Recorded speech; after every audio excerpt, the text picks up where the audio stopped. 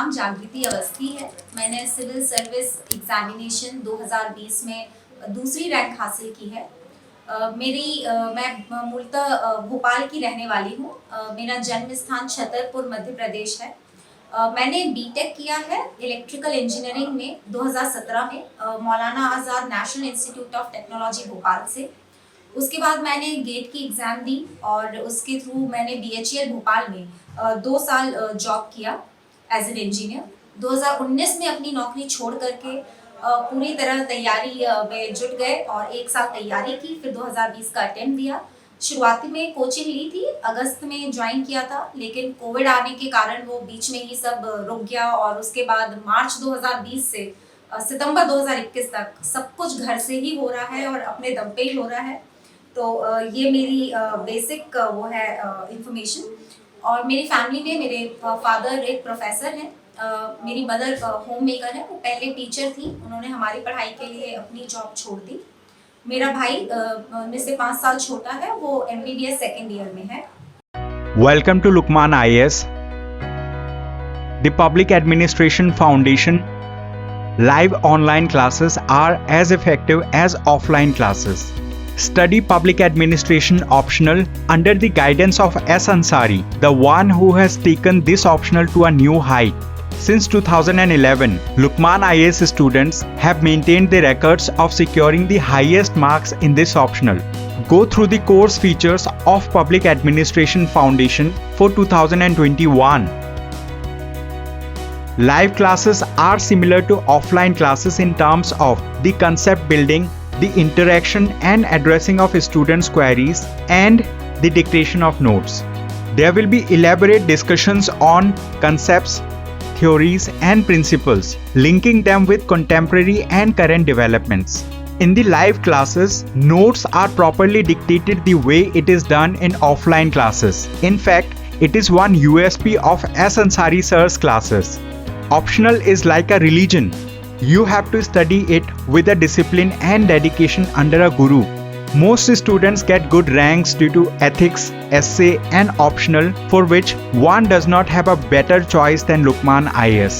So, contact us today for more information.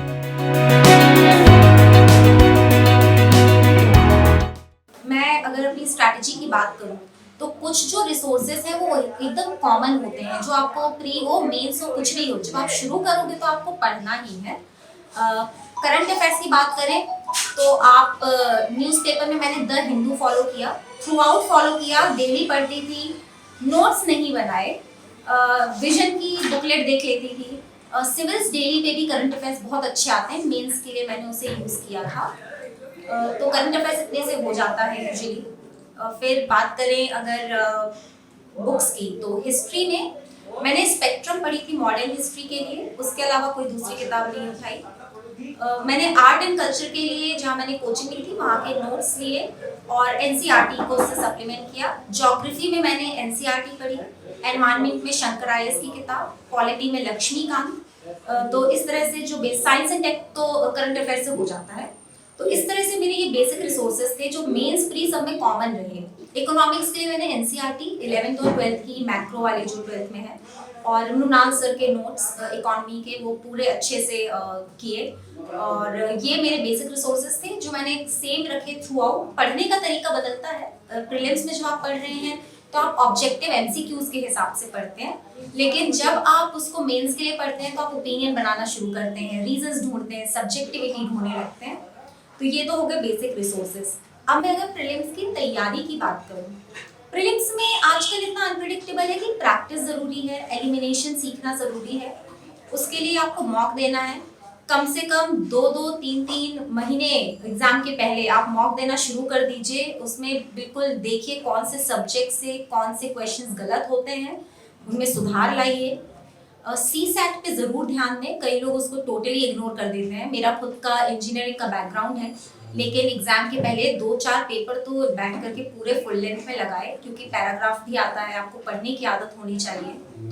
और जो first जो प्रीलिम्स का पेपर होता है GS के लिए, उसके लिए आप थोड़ा सा स्मार्ट वर्क करिए, क्योंकि नॉलेज सिर्फ आपको उसके थ्रू नहीं लेके जा सकता, आपको एलिमिनेशन आना चाहिए, आपको एक थोड़ा स्मार्ट गेस वर्क आना चाहिए, बैकग्राउंड नॉलेज के थ्रू आप कितना गेस कर पाते हैं, ये प्रीलिम्स में है।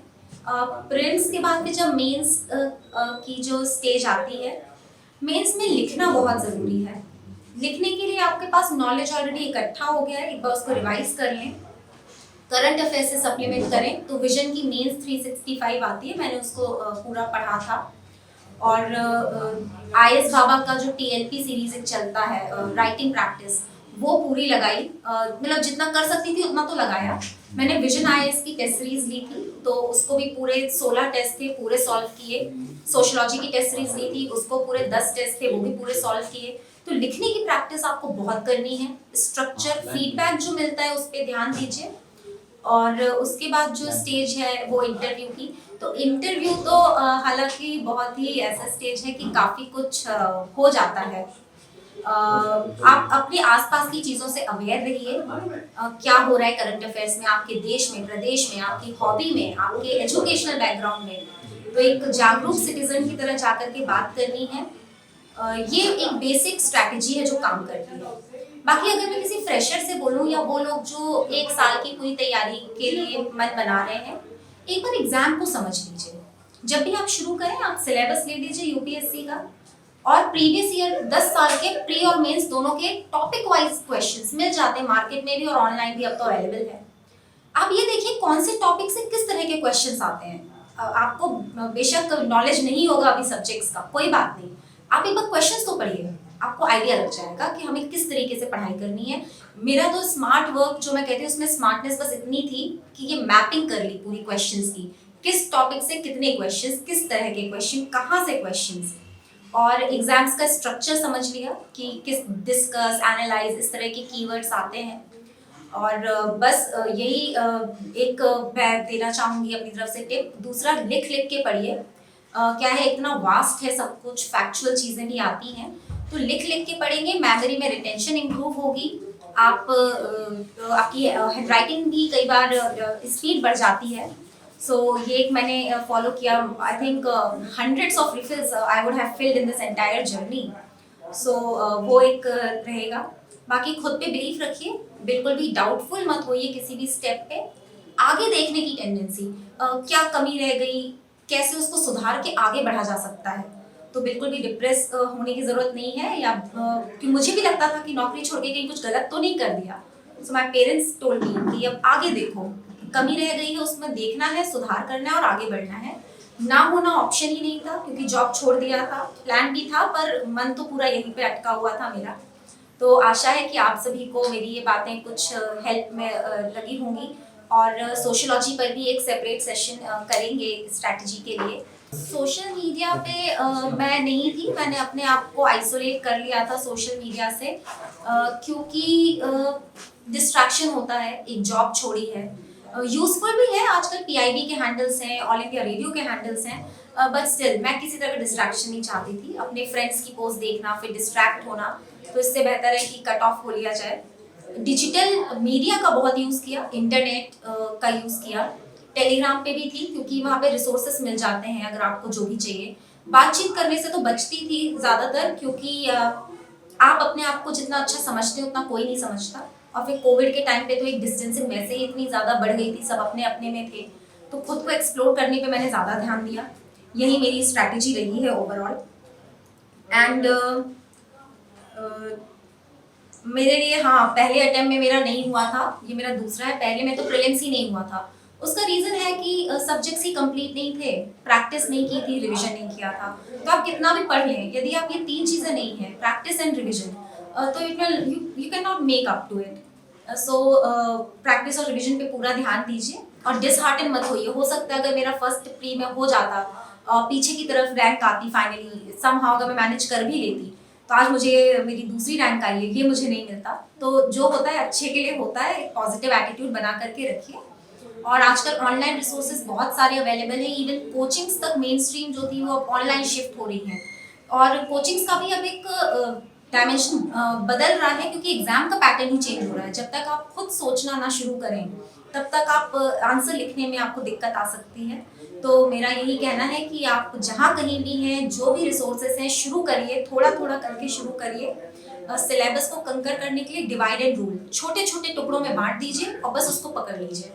ऐसे करते करते आपका सिलेबस हो जाएगा एंड गॉड विलिंग है तो ज़रूर you will get success. My best wishes are with you, all the very best, thank you.